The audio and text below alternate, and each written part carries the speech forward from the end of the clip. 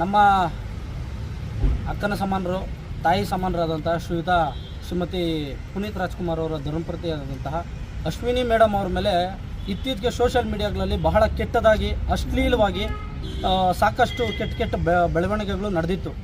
ಈ ಒಂದು ಕುರಿತಾಗಿ ನಾವೊಂದು ಇವತ್ತು ಸಾಕಷ್ಟು ನಾಡಿನ ಜನರ ದಿಕ್ಕು ತಪ್ಪಿಸುವಂಥ ಕೆಲಸ ಇವತ್ತು ರಾಜ್ಯದಲ್ಲಿ ನಡೀತಾ ಇದೆ.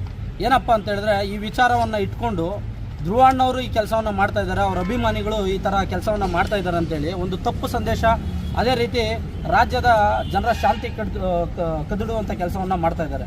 ಈ ಒಂದು ವಿಚಾರನ ಇಟ್ಕೊಂಡು ಇವತ್ತು ಬಸವೇಶ್ವರ ನಗರ ಪೊಲೀಸ್ ಠಾಣೆಗೆ ಬಂದು ನಾವೆಲ್ಲ ಕಂಪ್ಲೇಂಟನ್ನು ದಾಖಲು ಮಾಡಿದ್ದೀರಿ. ಧ್ರುವಣ್ಣ ಅಭಿಮಾನಿಗಳು ಅದೇ ರೀತಿ ಇಲ್ಲಿನ ಅಧಿಕಾರಿಗಳು ನಮಗೆ ತುಂಬ ಒಳ್ಳೆ ರೀತಿಯಲ್ಲಿ ಸ್ಪಂದನೆ ಮಾಡಿದ್ರು.